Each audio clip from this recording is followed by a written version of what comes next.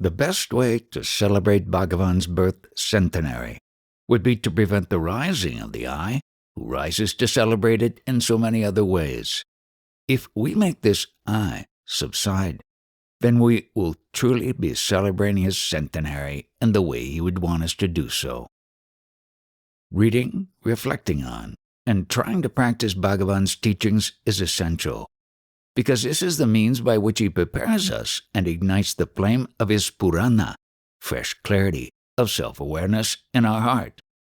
If we do not constantly study, reflect on, and practice his teachings, we would thereby be raising an inner barrier between him and ourselves, obstructing the flow of his grace and preventing it from entering our heart.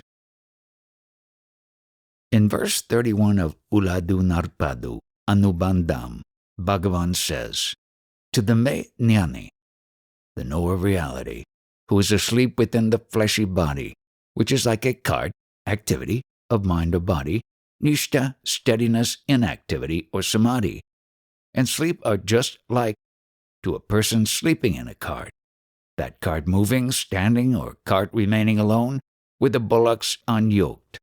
Just as a person who is sleeping in a cart is not aware of the cart or whether it is moving, standing, or remaining unyoked, the jnani is not aware of the body and mind or whether they are active in nishta, a state of steadiness or inactivity or sleep."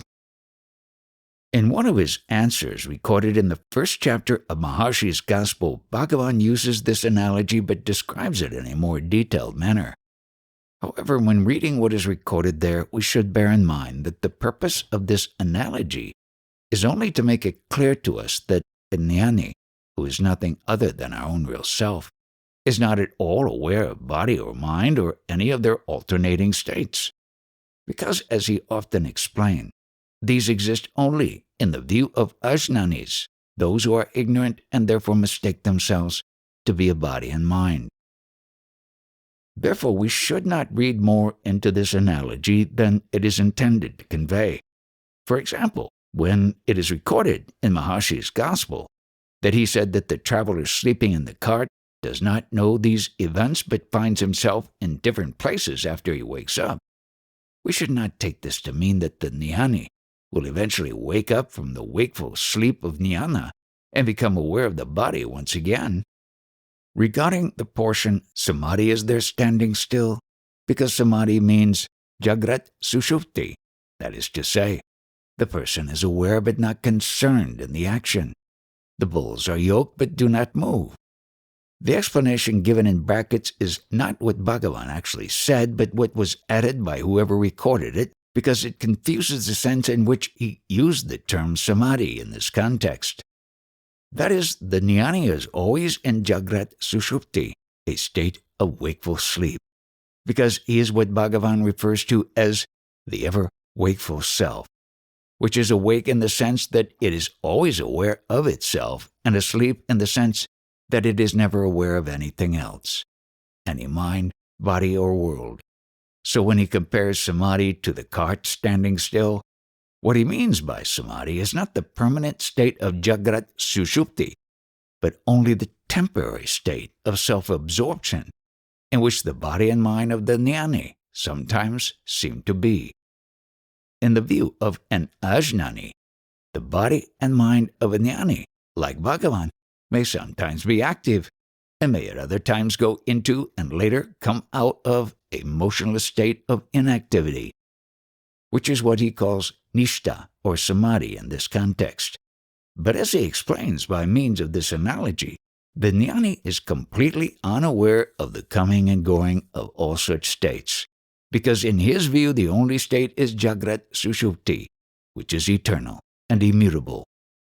However, what is particularly significant about this answer of Bhagavan's recorded in Maharshi's Gospel is the context in which he used this analogy, because he usually used it to illustrate the fact that the jnani is not aware of any mind or body, and hence of any of their activities or states, whereas on this occasion he used it to explain that if we attend only to ourselves and not to anything else, our body and mind will nevertheless do whatever actions they are destined to do. but we will not be aware of them. Since Atmanyana or Jagrat Sushupti is a state in which we are aware of nothing other than ourself, in order to attain it here and now, we should attend only to ourself and thereby refrain from being aware of anything else. This is what he meant when he said that we should practice Sahaja Samadhi even in the midst of other activities, and in his introduction to Drig Drishya Vivekam. He explained that practicing Sahaja Samadhi means always investigating or attending to oneself, without the distinction of seeing outside or inside. Being eternally aware of nothing other than oneself is Sahaja Samadhi, which is another name for Manonasa, Atmanyana, or Jagrat Sushupti. And trying to be always aware of nothing than oneself is practicing Sahaja Samadhi. Sahaja Samadhi is our goal, and the only way to attain it is to practice it here and now. In this first chapter of Maharshi's Gospel, Bhagavan implies that the actions our body and mind are destined to do will continue whether we attend to them or not. The reason why he implied this was to encourage us to attend only to ourselves and not to be concerned about anything else, which is what he also implied in verse 31 of Bhagavad Gita Saram, which is his translation of Bhagavad Gita 9:22. However, we should not infer from this that the body and mind and their actions are real, or that they actually exist when we do not attend to them, because their appearance is just a dream, and things that appear in a dream seem to exist only when we are aware of them. This entire world is an imagination or mental fabrication, kalpana. So when our mind ceases to imagine or project things, they cease to exist. However, this should be told only to those who are mature enough to accept it. For others, it should be said that the world will continue unaffected if we attend to ourselves. Whenever anyone asks Bhagavan whether they should give up their job or whether their family would be taken care of if they renounce, he would generally reply, "Who asked you to renounce? Whatever work you are destined to do will be made to do." Because by asking such questions, they exposed that they were not yet ready to renounce. When Osborne asked Bhagavan whether brahmacharya is necessary, what he meant by brahmacharya is celibacy. But Bhagavan replied, "Celibacy is not necessary. If you abide in Brahman, that is real brahmacharya." If Osborne had been mature enough to be celibate, he would not have asked that question. But people ask such questions and then write books saying that Bhagavan said that brahmacharya and renunciation are not necessary for those who follow the path of Atma Vichara. To understand Bhagavan's attitude regarding such matters, we should not ask questions but should carefully observe what he replies to questions asked by others. To understand his view is not easy unless one's mind is mature enough. When I decided to resign my job, Janaki Mata came to know of my intention, so she asked Bhagavan whether I should do so. And he replied as usual, saying that outward renunciation is not necessary, so for more than a year I had to wait. However, when I finally decided to write my letter of resignation, I put it in a stamped but unsealed envelope and gave it to him. And he read it, put it back in the envelope, and returned it to me without any comment. From this, I learnt that we should not mention what we intend to do even to our friends, but should just do it. If we act with the confidence that this entire life is just a dream, and that what matters is only attaining self-knowledge, grace will take care of everything else. But until we are mature enough to have such confidence, working to earn a living will seem to be necessary. The rishis who were practicing ritualistic actions in Daruka Vana believed that there is no God except action, karma. So in the first verse of Upadesa Undiyar, Bhagavan explains that since karma is insentient, it cannot be God and cannot decide which action is to give which fruit when, so the way and time in which each action is to give fruit is determined only by God. In the second verse, he explains that even after the fruit of an action has been experienced, the seed of that action, which is the tendency, vasana, to do the same kind of action again remains, thereby causing one to become ever more deeply immersed in the ocean of action. So karma can never give liberation. However, in the third verse, he explains that if we do action without any desire for its fruit, but simply because of love for God, offering its fruit to Him, that will purify our mind and show us the way to liberation. This means that karma done in such a spirit is not itself the path to liberation, but can lead us to the path by purifying our mind. Because only a purified mind will be able to grasp the fact that liberation cannot be achieved by any action, but only by surrendering oneself entirely to God, and that one can surrender oneself only by turning within to vigilantly watch one's ego and thereby prevent it from rising to do any karma. In verse 4 to 7, he then explains the relative efficacy of the different types of action that one can do for the love of God. In verse 4, he says that puja, japa, and dhyana are respectively actions of the body, speech, and mind, and that in this ascending order, each is superior to the preceding one, meaning that they are increasingly effective in purifying our mind. In verse 5, he says that if one considers all things to be forms of God and reveres them accordingly, that is good puja or worship of God. In verse 6, he describes different types of vocal worship and japa, repetition of a name of God or a mantra sacred to Him, saying that japa done in a loud voice is more effective in purifying one's mind than praising God by singing hymns, that japa whispered faintly within one's mouth is still more effective, and that japa done mentally is most effective of all, and is a type of dhyana or meditation.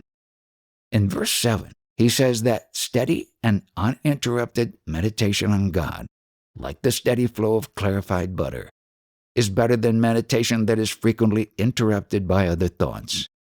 This is because the more we love God, the more our mind will be drawn to think only of Him. And what purifies our mind is not the action itself, but the love with which we do it. Up to verse 7, Bhagavan was discussing actions, which all involve an outward flow of our mind.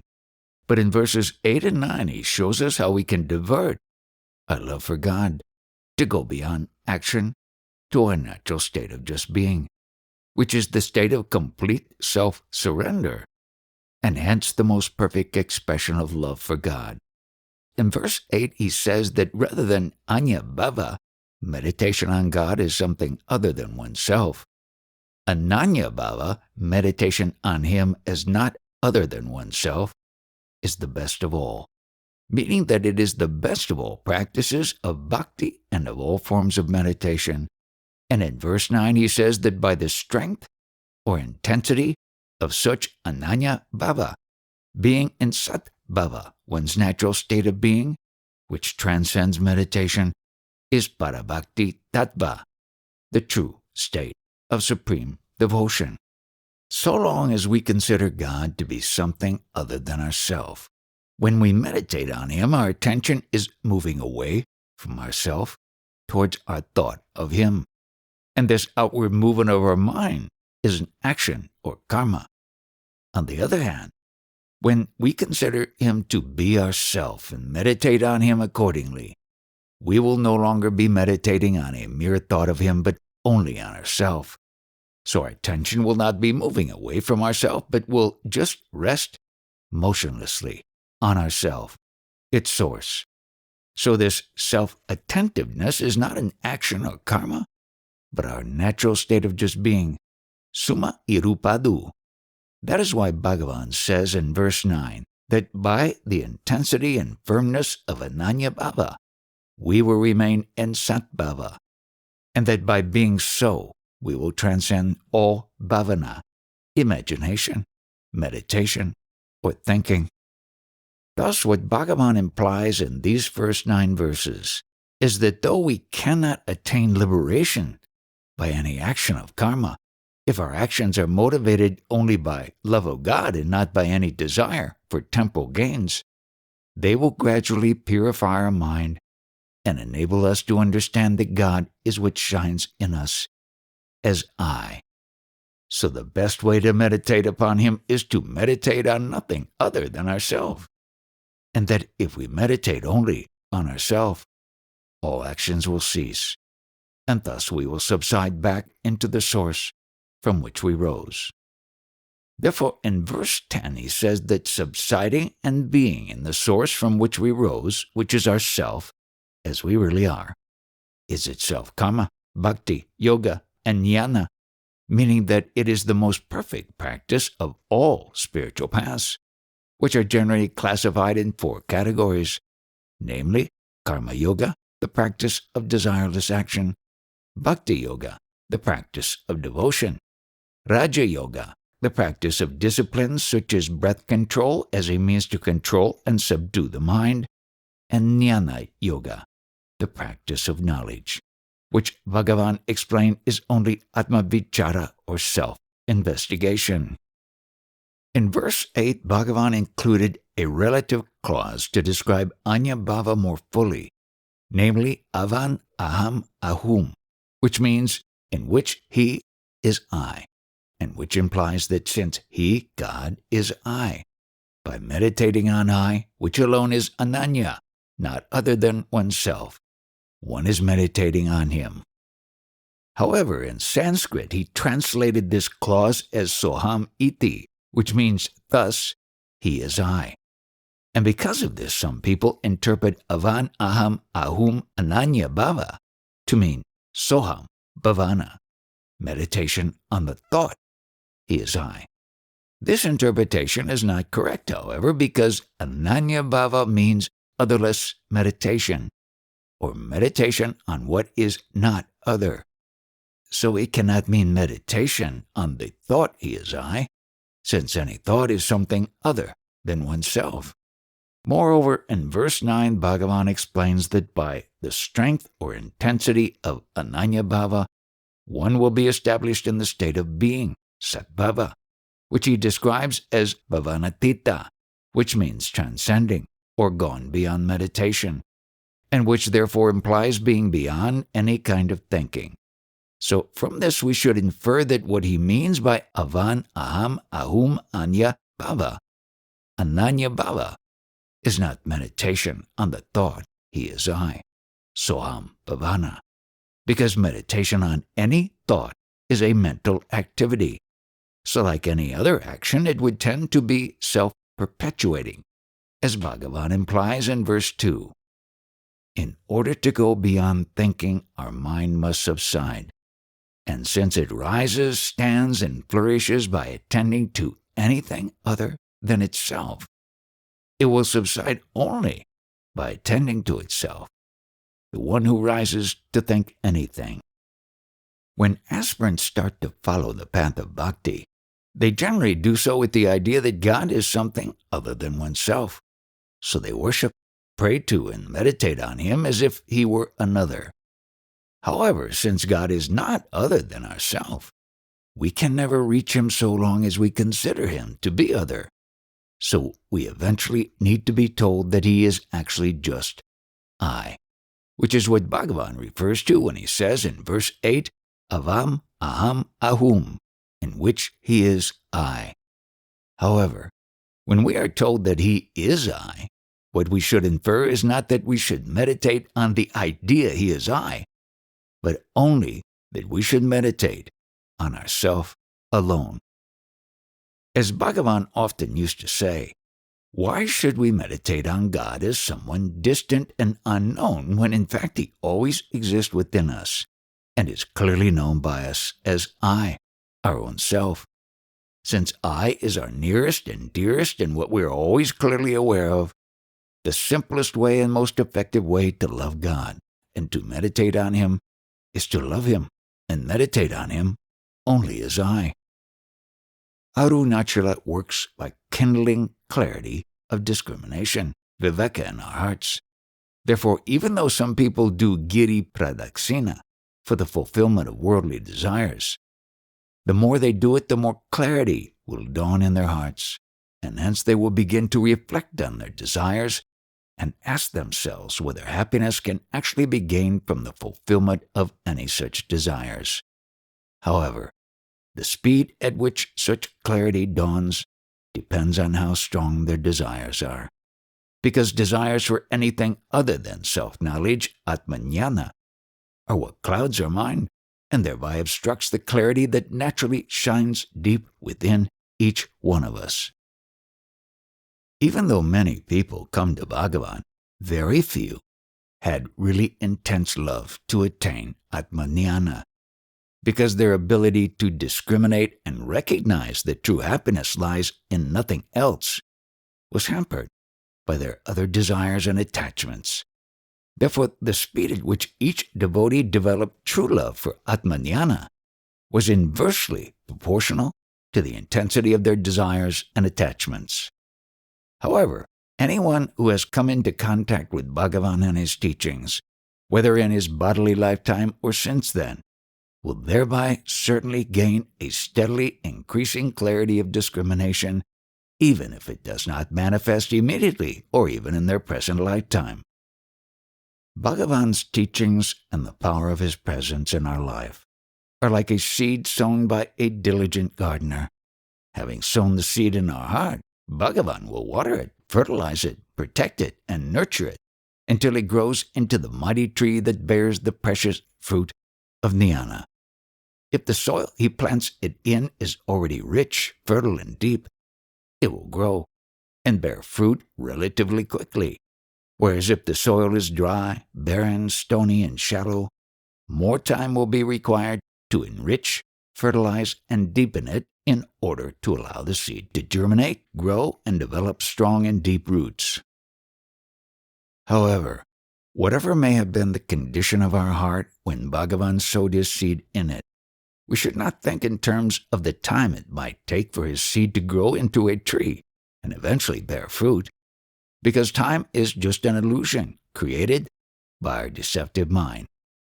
What seems to be 100 years in one state may seem like 10 minutes in another.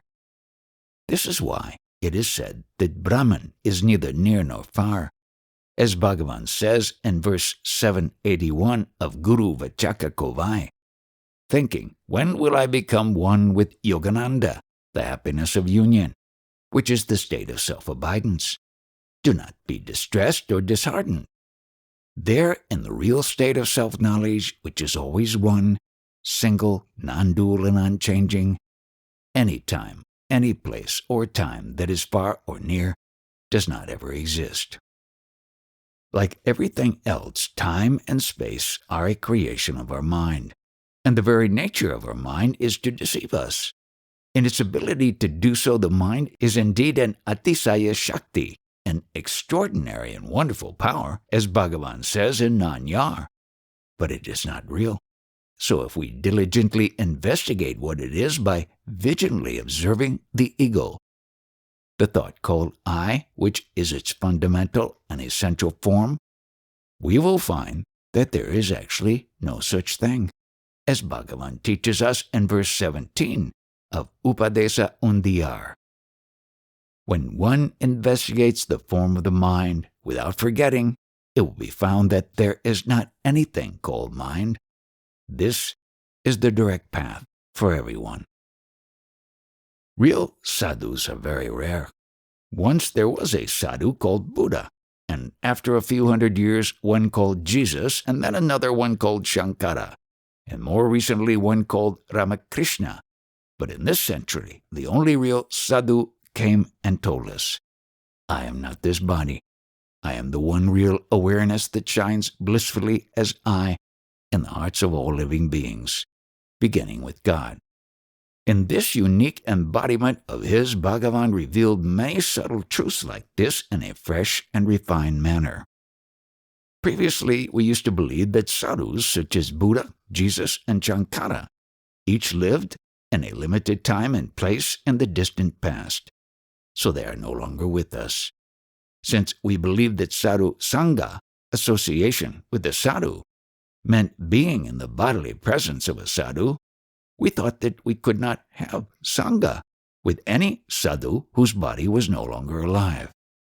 But now we have no reason to believe this, because Bhagavan has explained to us that he is not a body, but is always present within each one of us.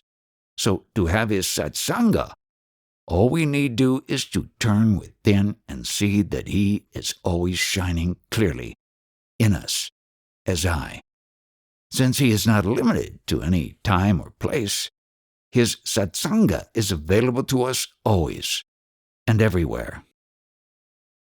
Is the significance of saying that jnana be attained just by thinking of Arunachala from afar? Does it mean that wherever we may be, just by our attending to Bhagavan shining in our heart as I, he will root out our ego? Yes. In the first verse of Sri Arunachala Aksaramanalai, he indicates that Arunachala is I. And whatever he says about Arunachala applies to him also, because he himself is Arunachala. So at any time, wherever one may be, the best way to have satsanga with him is to attend only to I. Therefore, what he implies in that verse is that if one meditates deeply on I alone, he will root out one's ego. This is his assurance to us. But what if we think of Arunachala or Bhagavan as other than ourselves, as they seem to be? Is such anyabhava meditation on God or Guru as other than oneself also satsanga? Yes, that is also satsanga, and it is more effective than merely being in the physical presence of Bhagavan yet thinking of other things. Being in his physical presence is physical satsanga, whereas thinking of him with love is mental satsanga. And as he says in verse 4 of Upadesa Undiyar, what is done by mind is more effective in purifying one's mind than what is done by speech, which in turn is more effective than what is done by body. People whose attention is habitually turned outwards tend to attach undue importance to outward satsanga, because they are unable to see what is happening within. The most important work being done by a guru does not lie in any outward forms, actions, or events, but only deep within the heart of each one of us, shining within us as the clarity of self-awareness. Guru is molding and preparing us so that we can derive the greatest benefit from his outward satsanga, whether in the form of being in his bodily presence, which is still available to us in the form of Arunachala, or in the form of associating with his teachings. The nature and importance of the vital work that he is constantly doing within us is beyond all human comprehension, but without it, no one would ever be fit to obtain any benefit from outward satsanga, because it alone can purify and clarify our mind, thereby making us fit to yield the subtle influence of his physical presence and to absorb and assimilate his outward teachings. If one is not inwardly prepared and ripe, one will not gain so much benefit from any form of outward satsanga. But if one's mind is already to a large extent purified, and hence clear, one will very quickly gain the full benefit of outward satsanga, namely, the blossoming of intense love to turn back within and drown forever in Bhagavan, who is the clear light of awareness that illumines our mind. Free will is our real nature. Since we alone exist, what can ever limit our freedom? It is only when we limit ourselves as a body that we seem to have only limited freedom. And when our freedom seems to be limited, we also seem to be bound by its opposite, fate. However, even when our freedom seems to be limited, there is actually nothing other than ourself, so there is nothing that could ever limit our freedom in any way.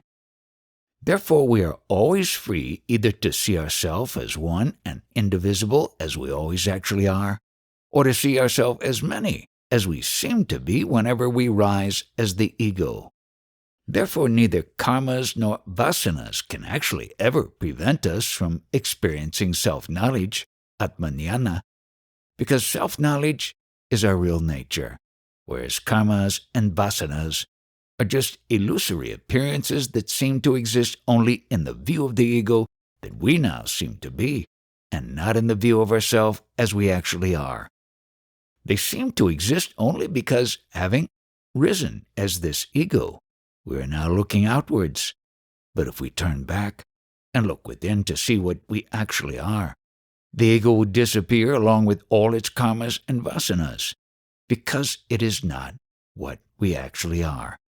Since it rises and stands only by grasping outward appearances, it will subside and disappear if it lets go of all appearances by trying to see itself alone.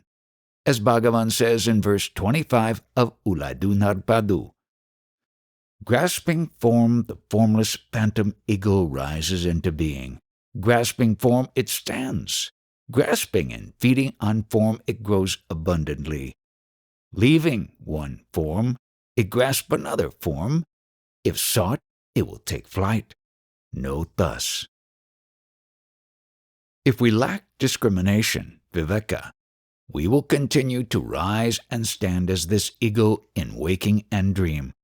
Whenever we do so, we will project the threefold appearance of soul, world, and God.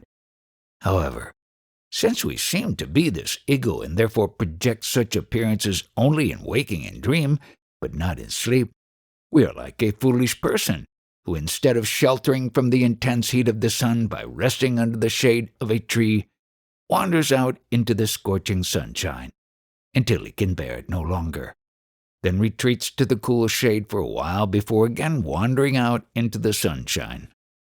However, we have now been drawn to Bhagavan, so if we follow the path that he has shown us, our mind will gradually be purified, and thereby we will gain a steadily increasing clarity of discrimination, as a result of which we will become increasingly disgusted with this habit of rising as the ego and projecting this appearance of soul, world, and God, and hence we will reflect, why should I repeatedly wander out into the scorching sunshine by rising as this ego in waking and dream, and then return temporarily to the shade of the tree by subsiding in sleep?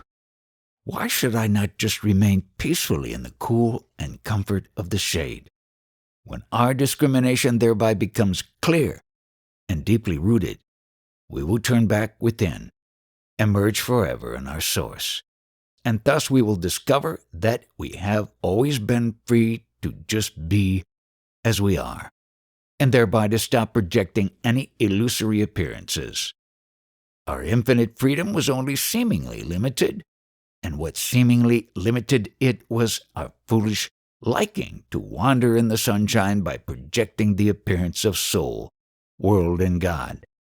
That is, it was seemingly limited only due to our misusing it to see ourselves as many, instead of as the one infinite whole that we actually are. So we are always free to stop misusing it and to remain just as we always are. In the Puranas, it is said that those who do anga pradakshina, rolling around a deity or temple, around Arunachala, will gain the siddhi of Vajrakaya, a body as hard or resilient as diamond.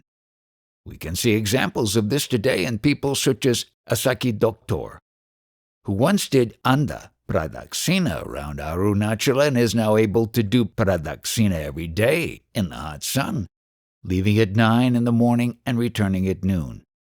But we have come here for something different, because Bhagavan has taught us that such siddhis are transient and worthless, and that the only real siddhi accomplishment is Atma Siddhi, the accomplishment of self-knowledge. Sooner or later, Arunachala will remove all other siddhis from his devotees, but in most cases he will not give any such siddhis at all, and to all of us he will gradually give buddhi, clarity of mind, to understand that all siddhis other than Atma Siddhi are worthless. See what happened in the case of Asaki Doctor. At first, he had a liking for name and fame, but after being given a taste of it for a while, He gained the booty to see that it was worthless, so that now it has been removed. He continues to do pradaksina quietly and humbly without attracting any undue attention. Therefore, even if we begin to do pradaksina around Arunachala for any reason other than the ultimate annihilation of our ego, Arunachala will gradually purify our mind, and thereby give us the clarity to see that eradicating our ego is the only worthwhile goal. He will never abandon any of his devotees, particularly those who do pradaksina, because in the end he will make each one of us see what needs to be seen by turning our attention inwards, as Bhagavan implies in verse 44 of Sri Arunachala Aksaramana Malai. Arunachala, in silence, you said, turning back inside, see yourself daily with the inner eye, or an inward look. Thereby it will be known. What a wonder! After coming to Bhagavan and taking him as our guru, we have to be ready to give up many of our previous beliefs and to modify and refine other ones. He has given so many correction slips to old ways of thinking. That is, like a teacher correcting the errors in a student's essay. He has corrected errors in the way that people have interpreted ancient text, and he has also expressed in a more refined yet clear manner many of the truths that were formerly concealed within the often obscure or indirect wording of such texts. For example, by asking questions such as how can meditation on any name or form enable one to reach that which is beyond all name and form, and how can meditation on anything confined within time or space enable one to transcend time and space, he has pointed out the limitation of many practices that we were formerly led to believe would take us directly to our ultimate goal. Every name and form is confined at each moment within a particular place in space, and whatever is confined within a place is also confined within a period of time. Therefore, meditation on a particular place or on something located in a particular place can only be done in one state, because time and place differ from one state to another, since the time and space of our present state do not exist in dream, and the time and space of a dream do not exist in this state, and in sleep no time and space exist at all. Therefore, how can any meditation on something that is restricted within time and space, and that can be done in only one or two states of the three states, enable us to go beyond time and space, or the three states? This is why he said in verse 8 of Uladu Narpadu, whoever worships the nameless and formless substance, namely Brahman, the ultimate reality, in whatever form giving whatever name, that is the way to see that substance in name and form. However, knowing the reality of oneself and thereby subsiding in and becoming one with the reality of that true substance is alone seeing it in reality. No. The Tamil word meaning substance that he uses in each of the two main sentences of this verse is porul, which, like the Sanskrit term vastu, means substance, essence, which is real or what actually exists, and the nature of this porul was explained by him in the previous verse. Though the world and mind arise and subside simultaneously, the world shines by the mind.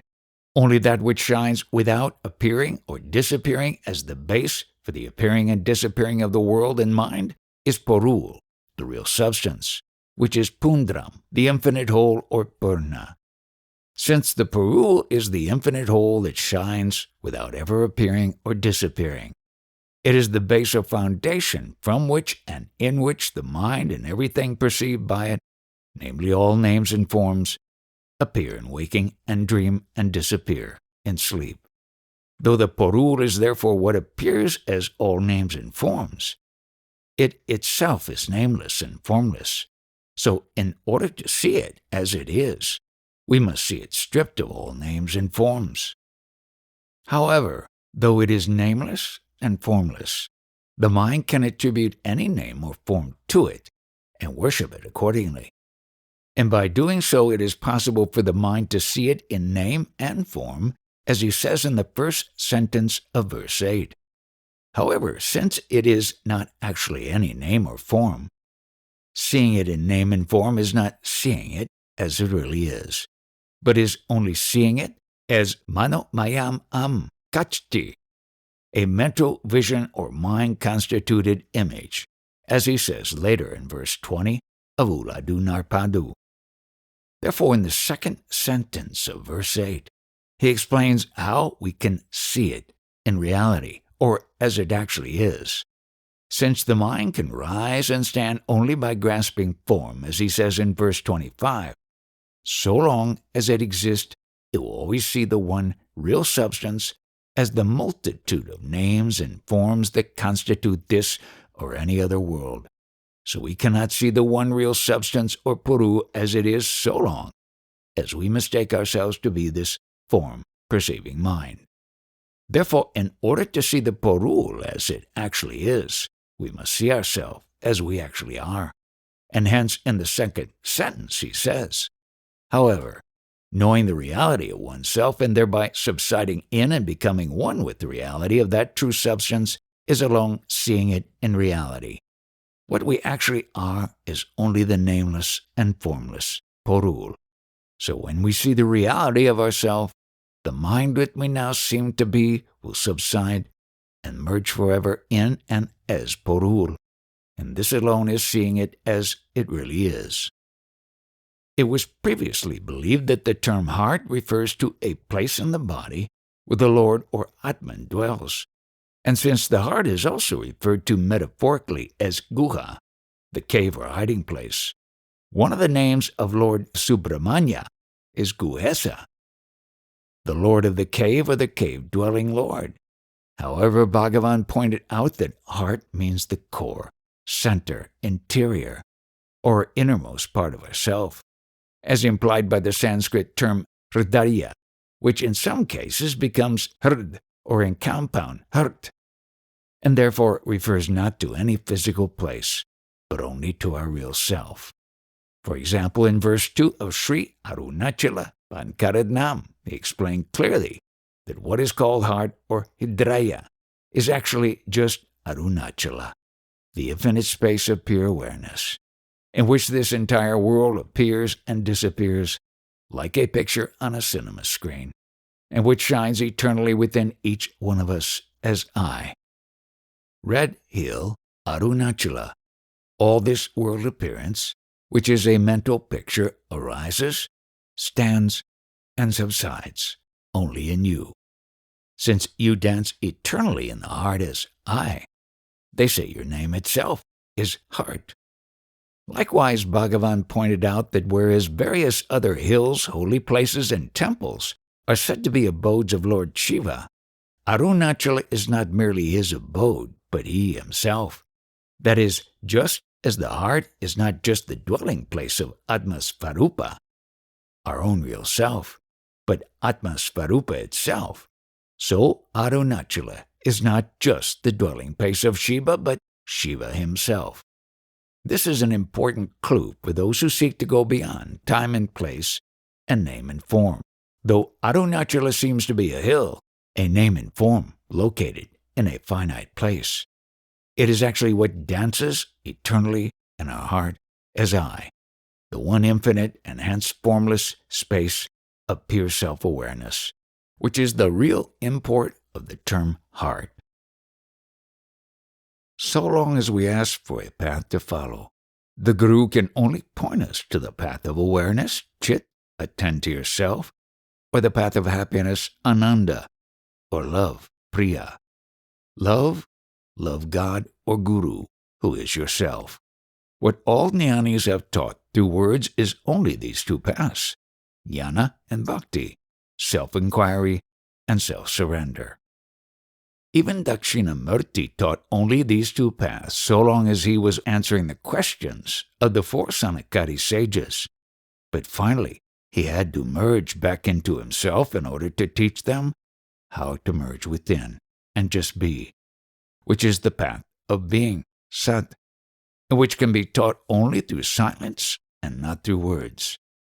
That is why Bhagavan often said that silence is the highest teaching, and it is ever going on in our heart because it is our real nature.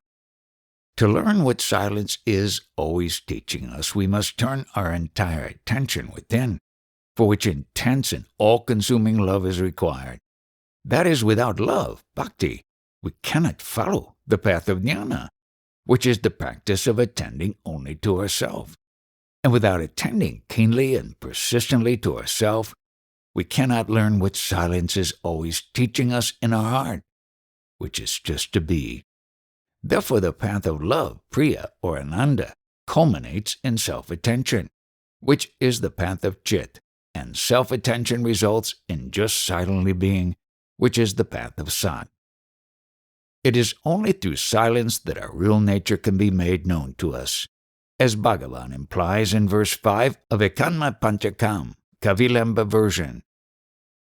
What always exists by its own light is only the Ekatma Vastu, one self-substance.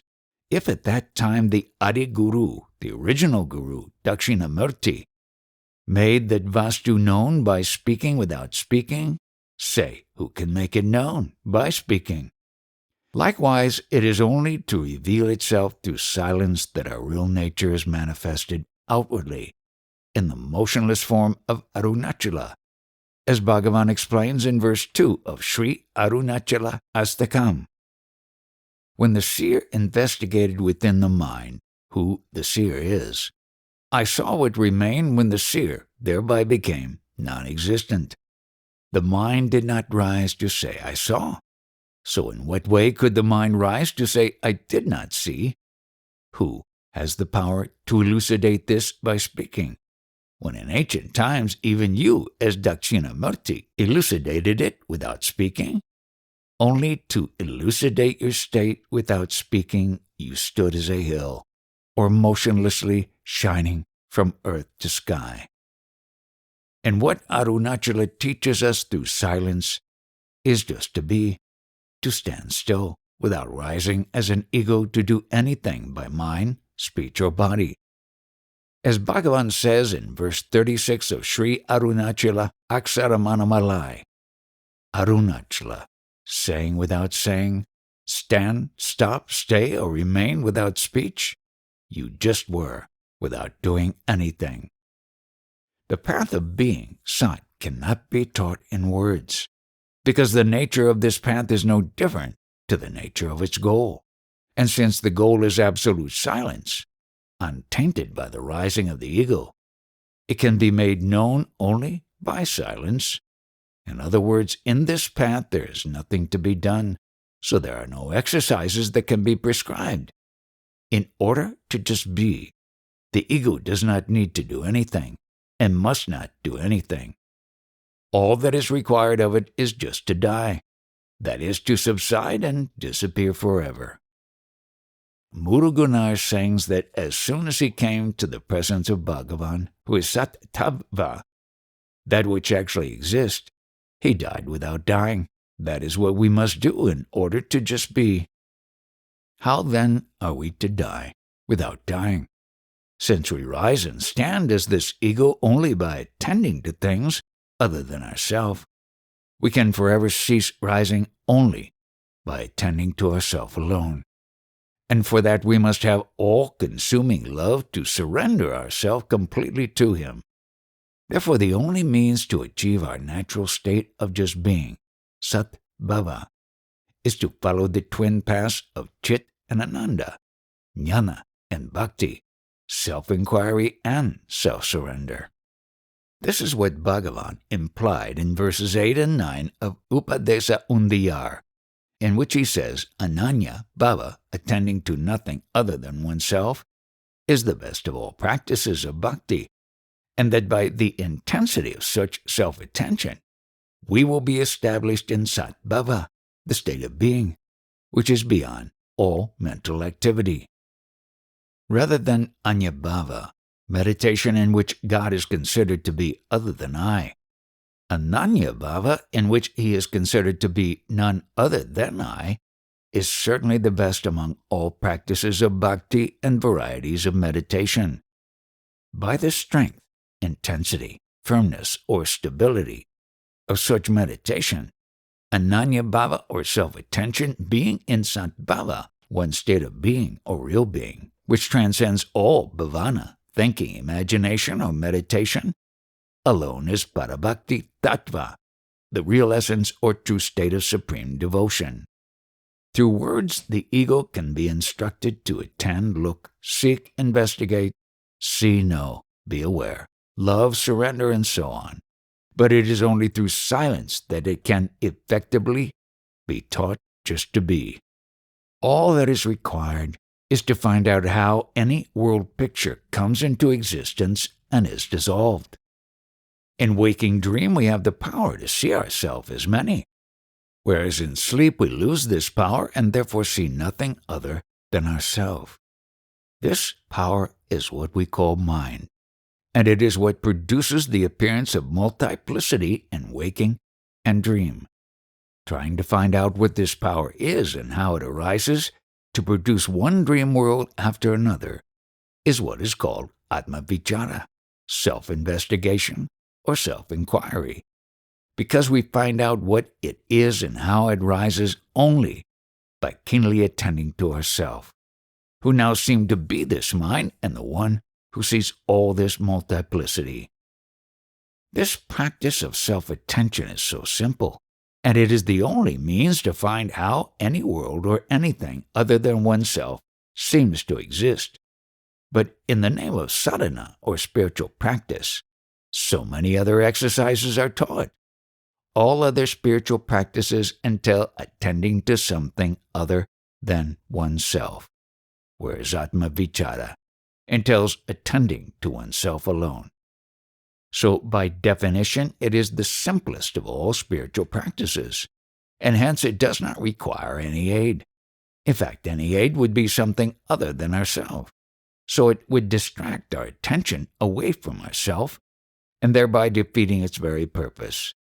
Therefore, what Bhagavan has taught us is the simple, direct, and only effective means for us to know ourselves, as we really are, and thereby eradicate our ego or mind, which is just a false knowledge of ourself.